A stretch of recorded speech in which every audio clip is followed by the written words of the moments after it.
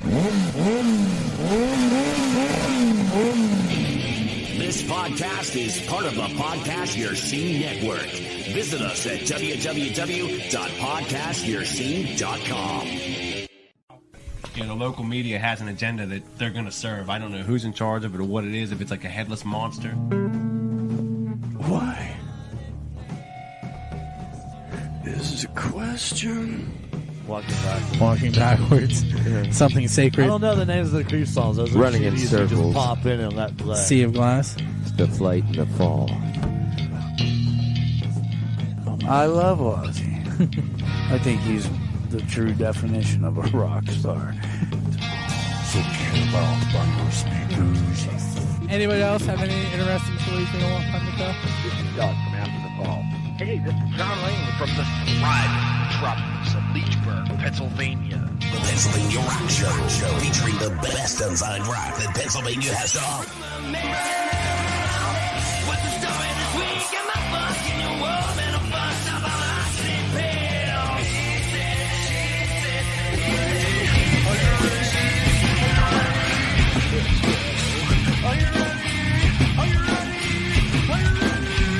Let's go. Hey everyone, it is Bill, and you're tuned into the Pennsylvania Rock Show on PARockShow.com, MegaRockRadio.net, and 107.1 KFGD FM, St. Louis, Missouri, on the beaches of San Diego, California, at RoodarooRadio.com. We are also in Philadelphia late nights, Monday, or like late night, early morning Mondays, Philadelphia. It's oldiesxl.com. We're here in the thriving metropolis of Leechburg, Pennsylvania on buildascene.com/radio.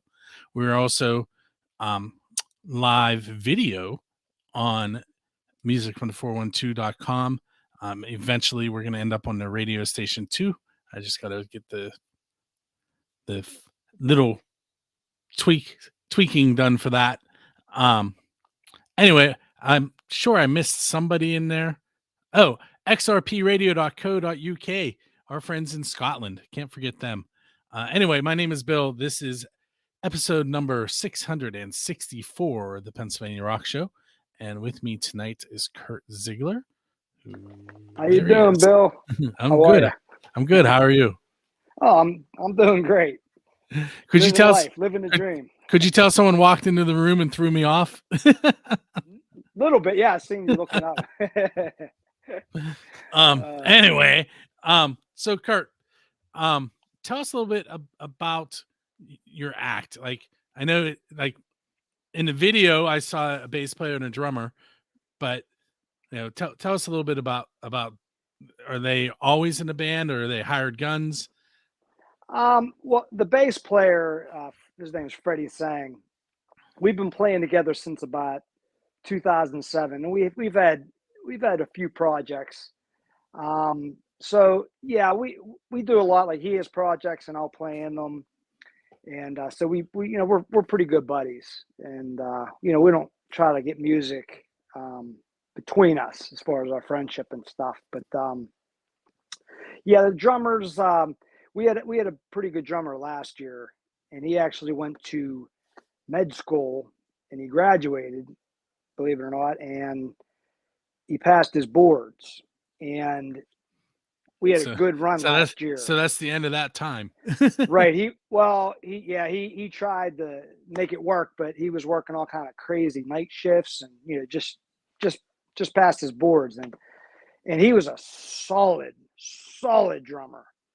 And we played the Oakmont. We played a lot of gigs last year, but we played Oakmont Tavern in July, and they liked us so much, they signed us up for 5 more gigs. So August, September, October, November, and December.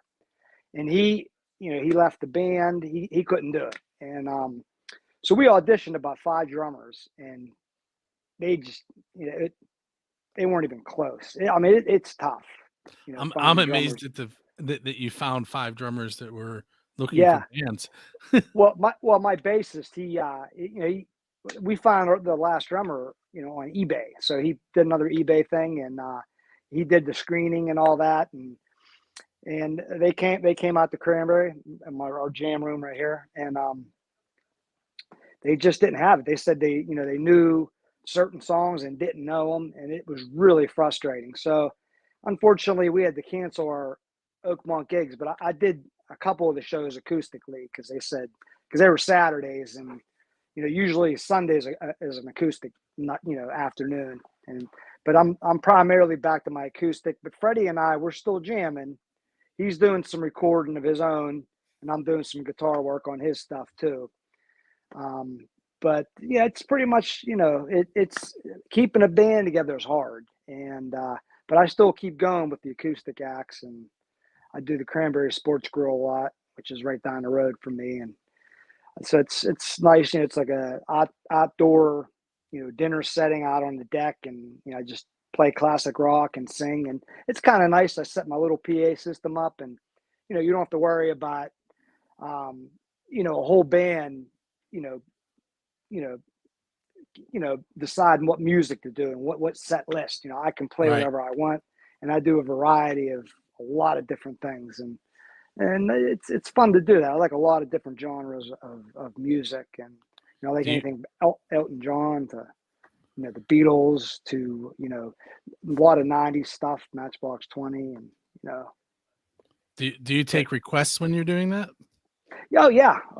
Like another big request is always like at places like that, like Neil Diamond, Sweet Caroline, and we actually did that as a band too. Our band we had last year, we had a pretty good set list. We did a lot of '90s music. We did a lot of Green Day tunes and Blink 182, Matchbox 20, Lit, but then we did some older stuff too. Like we did Journey, Don't Stop Believing with a 3-piece, no piano. and because Freddie is great on the bass, and with a phenomenal low end bassist, he's just spot on. He can play anything, and a solid drummer. That's all you need. And then I play all lead and lead vocals, and it was a pretty good. It was a really fun project. I was sad to see our drummer go. Speaking of the word lead, I forgot to mention the songs that led us into the episode. Yeah. So the first song you heard was Fire by the band Victoria Fire. We followed that up with Demetis, Eternal Prison. So we were a little heavy there at the beginning, and then we toned it down just a little with a track from Alter the Design. That song is called Feathers. So we went like metal, hard rock, and it's a rock show. We're going to be all over the place tonight. Oh yeah. Yeah, in the '80s, the bands I was in the '80s, we played pretty heavy stuff. We were like more like on the Dio side of, like our originals. And my original bassist that I played with, we lived on the same street, and I started playing guitar in 6th grade, and he bought a bass. And he got it at a flea market, and he got a little amp at a flea market. And him and I played together from 6th grade all the way to our late 20s. And then he got married, moved to North Carolina. But we played with a lot of different drummers over the years. And, we had lead singers, and then, they come and go, and then we'd pick up the vocals. And we could read each other's minds, we used to write originals like drinking water. They just flowed. I'd come up with a lick, and he'd join in, and then the best drummer we played with back then was this guy named Joe Sardi, and he was from West Mifflin up by Kennywood, and he was a solid drummer too. Just that Dave Grohl solid. You keep feeding right into my questions. Wait, I'm going to cut you off there, and I'm going to ask you the official Build a Scene question because you brought up his name. Okay. It's who is your Dave Grohl? And by that, I mean, who do you want to go up on stage with and perform one of their original songs? I'd definitely say Dave Grohl. All right. So which song? Well, we did a couple Nirvana tunes. We did Teen Spirit, of course, but we also did Come As You Are, and that was good. And we also did Lithium. So we did 3. So yeah, I would like to do probably Lithium, or or bum, bum, bum, bum, bum, bum, bum, bum, bum, bum, bum, bum, bum, bum, bum. What the heck's it called? It's been a long time since I heard it. I'm not getting Something. from that. You know what I'm talking? You know what I'm talking about? Bum, bum, bum, I bum, don't. bum, bum, bum, bum, bum, bum, bum, bum, bum. Yeah. I should, but no, it's not clicking at all. But anyway, but I'd have to go back to that. I used to know the whole album back when that first came out. There are gonna be people listening to this going, "What do you mean you can't figure it out?" When that album came out, I learned it was like I went from the 80s metal stuff, and when I heard that, when I heard Teen Spirit for the first time, I was blown away. I was like, "What is this?" And then I got the album, and I loved it. I listened to that thing over and over, front to back. I actually like the other side better. Like, how like the first track was Teen Spirit, and then it was basically all the radio played ones. Right. I like the other side one. I like that side better. Those of you that are kids, we had cassettes and records. Yeah. And they had 2 sides. That's what I had. Yeah, I had the cassette. Now and we can stream it all. an A and B. Ain't that something? Whew. And then CDs. Speaking of, do you know Danny Gotchner from the House Rockers? No, I know Joe Grishecki though. Danny Gotchner. Same band. Danny plays guitar. Yeah. Okay. So he has a song called "The B Side of Me." It's phenomenal. Okay. No way. I don't have it in my lineup for tonight, but you should check it out. It's called "The B Side of Me" by Danny Gotchner. And is there a guy named Ned that plays with them too? Oh, maybe. That's a band that I haven't interviewed yet that I need to. There are some big name bands, like big Pittsburgh name bands that I still need to talk to. And mostly it's because I haven't approached them because I'm not sure how. Dude, I remember when I was a wee kid and I saw the House Rockers, the Iron City House Rockers, they were called. It was a show called Solid Gold. It was on Saturday night. It was nationwide. Everyone watched it. I don't know if Marilyn McCoo was the host and Rick Dees, but they were on there and that was big, I mean, because that was all the hype, the Iron City House Rockers are playing on Solid Gold. Ozzy played on there, but back then everybody lip sang on them shows because there was too many bands playing and it would take too much time to play live. That would suck. Now there's that you have the technology today to play live, but then a lot of people use backing tracks, and I refuse to do that. Like even like Freddie was saying that when we did Don't Stop Believing, there was a thing for the drums. He could use the piano. I said, nope, I will play the piano part on my guitar. And then he did the bass. Boom, boom, boom, boom, boom, boom, boom, boom, boom, boom, boom. And he had to be right on because if you miss one note, it's like you could hear it, And he's like, that's what he said to me. He's like, I have to be right on with that because it's like,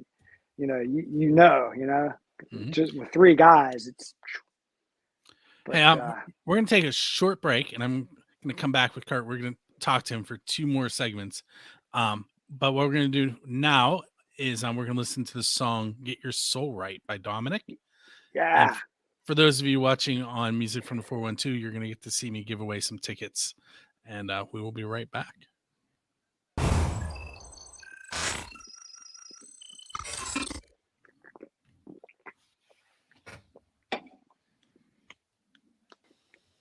Hey, we're taking a short break from my interview with Curt Ziggler tonight on the Pennsylvania Rock Show Live to go ahead and give away 2 tickets to Dresky Entertainment and Jurgles Presents the Kentucky Headhunters with special guests, the Shiners and the Jay Krager Band this Sunday, April 2nd. Its early entry is 5 p.m. The doors are 6 p.m. and the show is at 7 p.m. You can get those tickets from Jurgles and Dresky Entertainment.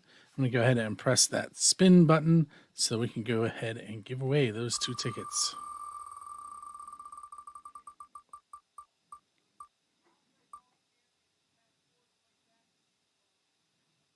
James Johnston. So, James Johnston, you are the winner. Keep an eye on your email for information on how to get those tickets. And unfortunately, the red jumpsuit apparatus show that we were going to give tickets away for next Monday has been rescheduled for September. So you're going to have to keep an eye out to find out when and who we're giving away tickets to next. We're going to be live again here shortly with Curt Ziggler.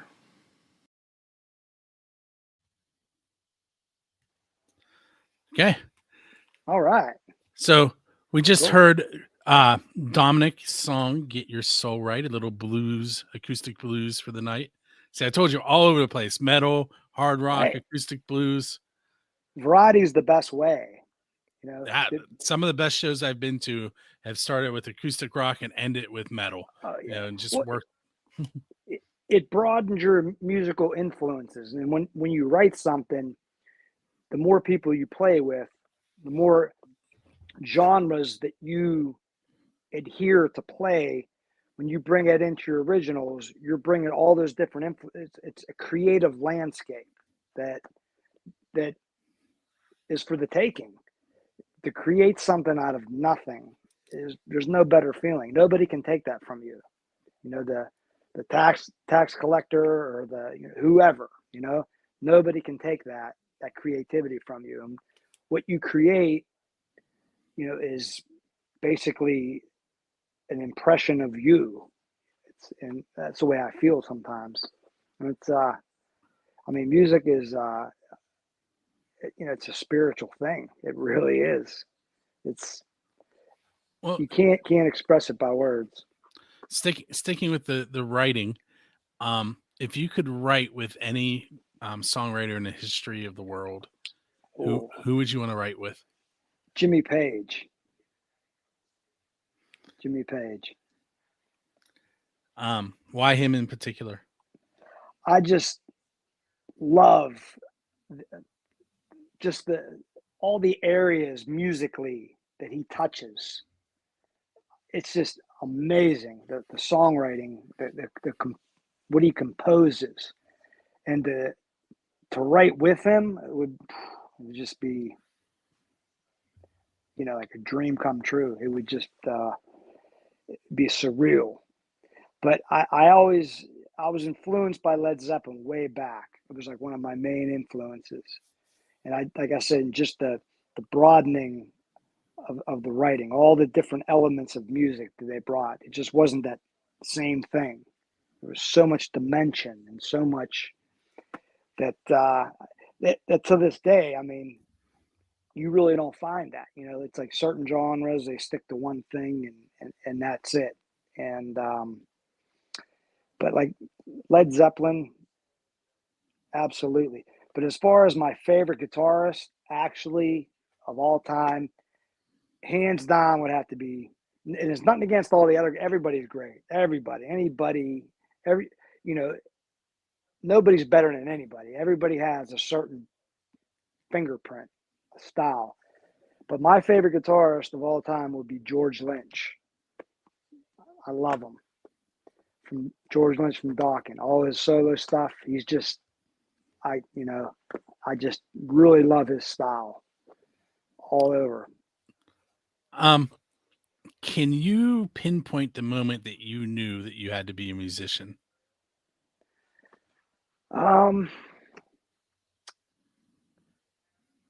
Yeah, I can. I was probably about 8 years old, and I was over my cousin's house, and they had like a finished game room in the basement. Now, they were probably 15, 16, you know, but they'd be down there with girls, and, you know, my uncle and aunt, they used to let them smoke down there. So all these teenage, and to me, they were like adults, you know, because I was just like 8, 9 years old, but I get on there as a little pain in the butt, you know. Hey, Jimmy, hey, you know, but they were cool to me. And I remember hearing Iron Man by Sabbath. Dun, dun, dun, dun, dun, dun, dun, and I was like, what is that? And I, you know, that did it for me right there and then. I knew I wanted to play guitar, and I begged my parents. And then in 6th grade, I got they got me an acoustic guitar. They said, you learn how to play that a little bit, and then we'll get you electric. And so I took lessons off a guy. His name was Danny Kukic. I don't even know if he's alive, but he played with Joe Negri, jazz style guitar player. But he taught me from, the bottom up, how to read music, and you had to cross your leg like this, and you had to hold the guitar in position, and he was very strict, but he got me going. And then as I developed a little more as a player, I started to meet people. We lived in a big neighborhood, and there was this guy that lived up the street. He was probably 6 years older than me, and he'd sit on his porch and play his guitar. And then we'd be on our bikes and we'd watch him, and he's like, "Hey, come here, come on up, And then he asked me if I could play. I said, "Yeah, I could play." Actually, I knew how to play Stairway to Heaven at that point. This is after a year and a half. Danny Kukic, he showed me how to play it. He said, you learn your lesson doing this, doing your scales, doing your pentatonic scales, minor, major pentatonic scales, and your runs. And I'll teach you how to play Stairway to Heaven. I'll teach you a little part every week. And so Tommy was, my neighbor. Well, not neighbor. He lived up the street. I guess you would say neighbor, neighborhood. And he was blown away. And we ended up playing. I was 6, like I said, I was 12 years old. He was 17, 18 maybe. He ended up giving me my first electric guitar. It wasn't the best guitar, but it was a Lotus, but it was cool. And that from there we just went off, and that's when my other buddy, Campalone, he lived on the corner. He got the bass. His mom went and got him at the flea market, and we started. We didn't even know how to. He didn't know how to tune his instrument yet, so I had to show him how to tune it, and tune in. And I taught him how to play, but he had it. He was a good, solid bass player. He's not like Freddie. Freddie's very, very intricate. In fact, we have a song. I have a song on there. It's called "Take My Life," Roton Hinge, and Freddie does the bass in there. And you listen to those runs. It'll blow you away. It blows me away. In fact, the guy that mixed our stuff, which is a studio out in Hollywood, California, it's called the Hidden Studio. They actually mixed and mastered all my tunes that I have released, including that one. And this engineer was blown away. He said, "That bass player, he is freaking talented." I'm like, "I know." And he don't even, but he can do stuff like Flea, he could slap and, but he didn't do a lot of that slapping stuff with us because it really didn't fit into our project. But in his own stuff, he does like a lot of heavy stuff, but then he'll throw slapping in. He's very, very talented. Probably one of the best bassists I've ever played with. Let's take a moment, and the song we're going to feature tonight, we're going to actually play it on the podcast and on the video side, music from 412, is "Get It Right." Can you give me just a quick, like, MTV Storytellers version of what this song is about? Get It Right. It's basically like a lot of my music. My wife has inspired a lot of it because I've known her since, I met her, I was in 9th grade. She was in 7th grade. So we've been together for a long time, but a lot of my music, I guess, is spurred by just, our life experiences over the past 30 some years. And I think that's where a lot of lyrically my song comes from, just our experiences. And you got to get it right. You got to, you got to work together as a couple, as a unit, like two horses pulling a carriage, if they're not equally yoked, one's going to be doing more of the work. And it's basically about, getting it right, working together. You're going to make mistakes. There's going to be cloudy days, but you work through it and you move through it and you get it right. Even if you mess up, you turn it around and you get it right. You make it right. Very cool. So we're going to take a moment. We're going to listen to "Get It Right" by Curt Ziggler, and we'll be right back. Yeah. The Pennsylvania Rock Show live Mondays on Music from the 412. Join host Bill Damiano for music and exclusive interviews with the best unsigned bands Pennsylvania has to offer. Featuring the best variety of rock and metal with new shows every week. Plus, you can catch replays every Saturday morning and stream us on the radio. Want to get your band featured in an upcoming episode? Visit Build the Scene online for submissions and additional information.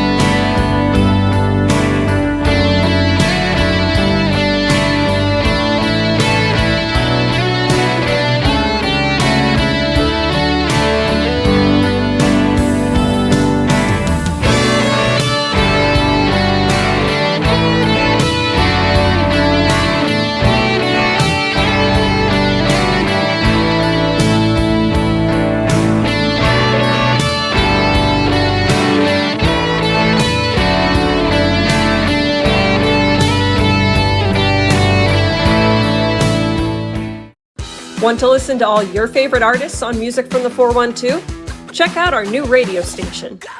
Listen to Music from the 412 radio online or stream to your favorite smart device. Our station offers variety like no other, playing tracks from original, local, and national artists. Plus, you can submit your own original music for a chance to be featured on our 24/7 station. All music, all the time. Tune in to Music from the 412 radio today. Hey, I'm back with Curt. Yeah. We just Awesome. heard his song "Get It Right." And those of you on the video side got to see commercials for Rock for Life, Pennsylvania Rock Show, and Music from 412's radio station, which is pretty new. If you're not familiar with Rock for Life, you should go check that website out. It's rockforlifeconcert.com. They are putting on shows all over the area this upcoming summer. You're going to see them in Collinsville at Paradise Park. You're going to see them in I don't know what that's considered there. At the Shriners along 28. Why can't I think what the? Oh yeah, like, yeah. It's kind of near RIDC Park-ish, but I don't know what that's considered there. Anyway, they're going to be there. They'll be at the Shriners Center. They're going to be at JB's Roadhouse in Tarentum. They're going to be a couple other places. Rockforlifeconcert.com because I'm not going to pull it all out of my head right now. All right, so I have a couple more questions for you, and I really haven't hit you with any of my oddball ones yet. I mean, closest to the oddball question I gave you was the Dave Grohl one, so I'm gonna hit you with this one. You're leaving one of your gigs, and you notice that there's a DeLorean sitting there with its door open and a flux capacitor in the back. So you have a chance to hop in and go back in time and hang out with any band in the history of the world. What time frame are you going to, and what band are you going to hang out with? Well, like I said, I would have to say Led Zeppelin. You know, that would be the 70s. Madison Square Garden, you know, song remains the same that night. You know, jumping in the limo with them, you know what I mean? Yeah, probably an entourage of women. No, this is before I'd be married, right? You know what I mean? Yeah. But yeah, definitely. But I'll tell you what, I was a big Motley Crue fan too. When you know how when Shot the Devil came out, and everyone, in fact, my wife bought it. You know, she was a little teenager. You know, she had it. You know, Shot the Devil, and everyone thought that was their first album. And my sister's boyfriend said, "No." He's like, "Did you ever hear their first album?" I'm like, "No, that's their first album, Shot the Devil." He's like, "No, it ain't. They have one called Too Fast for Love. Listen to that one." And when I heard that, it was like a completely different band. I mean, the bass was so loud in that mix, and I mean, Nicky was just busy all over that bass, and they just they sound like a completely different band. And when they recorded "Shout at the Devil," it's like, well, I guess they had 6 months at that point to record an album where, there's no benchmark for your first album. Right. You hone your chops and you get those licks cohesive playing them live. The music's written live. I mean, you're playing them. It matures. So when people get a record deal, then it's like, okay, they put their debut albums is mostly songs that they wrote while they were working their way up. And then all of a sudden they got 6 months to write new material. And by that point, you're rushing and, you can't rush that process. I mean, when songs come, like usually for me, it just starts with a lick. Like if I sit down and say, I'm going to write a song, you can't do it like that. I noodle, I fiddle, I always play. My guitars are always near me. And if I'm sitting on a couch watching TV, I'm noodling, and I'll come up with something, and I'll be like, oh, wow, I like that little riff. And then I'll create a song around it. And then I'll start putting in melodies. And right away, I don't really have lyrics to a word, but I'll create melodies. It'll be a bunch of gibberish, but the melodies are there. And then once I have the melodies down, and I have the song written out, then I'll sit down and I will write words to fit all those accenting and melodies and phrases. You have to fit word. It's like writing poetry. But you got to find words that fit that. And that's how I think the basis of it starts. But it always starts with that riff. And that riff might be a chorus or a verse, and then the song gets built around it. And it kind of builds itself. It takes on a life of its own.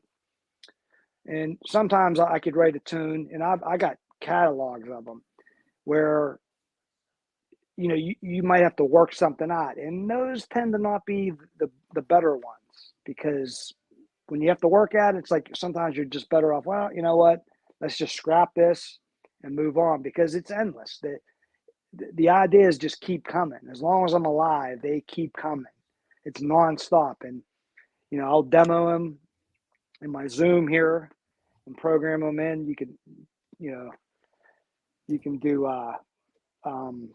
you could put different tracks in and just demo it and get your idea, see how it sounds. And then when you're finally ready to record them track by track, and you just go down the list. Usually for all the songs I have released, I usually do about anywhere between 8 and 14 guitar tracks.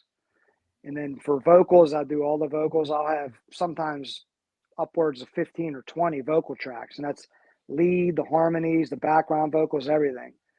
And then when I perform them with my band, now I got to teach these guys how to do the harmonies, and and sometimes that's with 3 guys, it's sounds a little bare, but I wouldn't have it any other way live, because I'm not going to put any backing tracks and stuff like that. You play your heart out. If it sounds a little bare because the big harmonies aren't there, because you can multi-track them in the studio. Right. But I dig it like that. And Zeppelin was like that too. I remember Keith Richards told Jimmy Page, he goes, "You're the hardest working guy in the business." He was a genius in the studio, Jimmy Page. But when he went and played live, it was just them 3. And Page out front singing. He refused to, hire a rhythm guitar player, or other backing vocalist or anything. He said, to me, it's cheating. We got there. That's why they improv so much at Led Zeppelin. Like when they went out and they played a song, they would play it completely different. They improv'd it. In fact, they would make stuff up on the stage.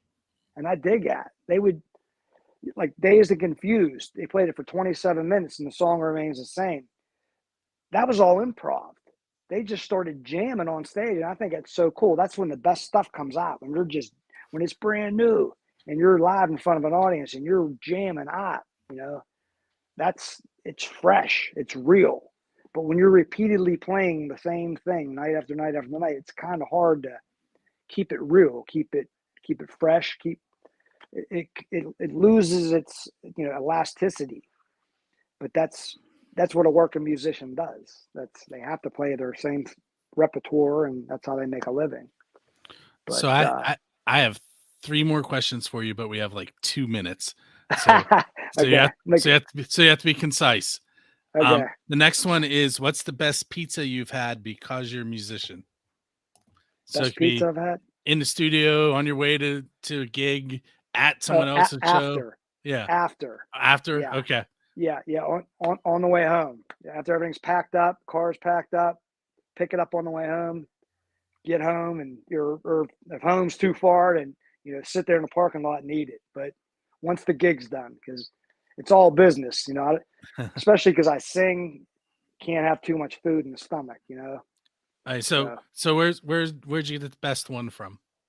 The best pizza, I think out here in Cranberry probably has the best one. It's Sissione's. Yeah. All right, next 2 questions are probably the easiest 2 of the night. Okay. What's coming up next for Curt Ziggler? What's coming up next? Well, I got 2 more songs in the hopper, getting ready to be mixed and mastered. It takes some time. Everything is recorded, so in the near future, I'll be releasing a couple more. They're already done. 2 good tunes, and playing my acoustic gigs. I've got a acoustic gig May 7th, Sunday, May 21st at the Cranberry Sports Grill. I get up there for 3 hours, and do my classic rock, and just good stuff. Good people dig it, and all right.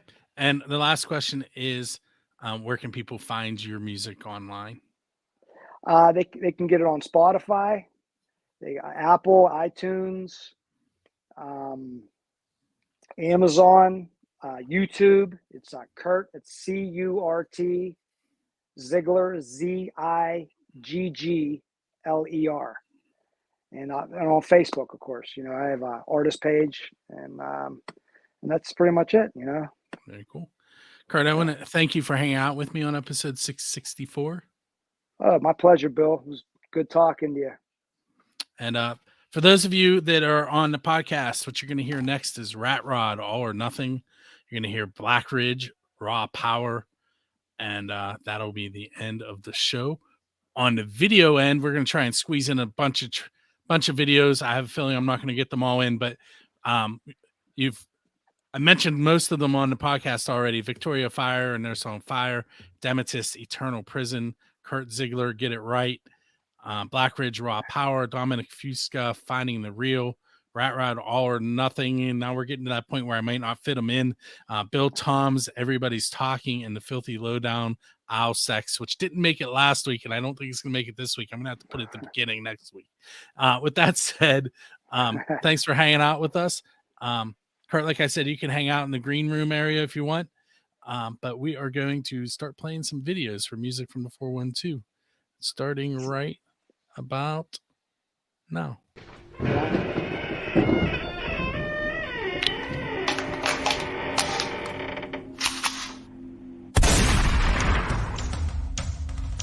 This episode of the Pennsylvania Rock Show has ended, but be sure to subscribe to be introduced to more of the best on-sign rock and metal that Pennsylvania has to offer. Don't forget to rate and review the show, and we'll see you on the next episode.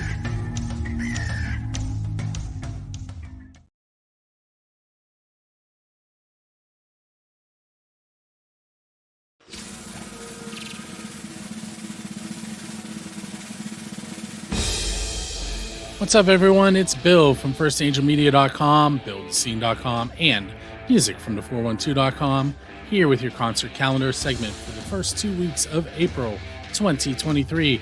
Let's get started. On Friday, March 31st at 7:30 p.m., Heroes Bar and Grill in Kittanning, Pennsylvania, featuring their Friday night open mics.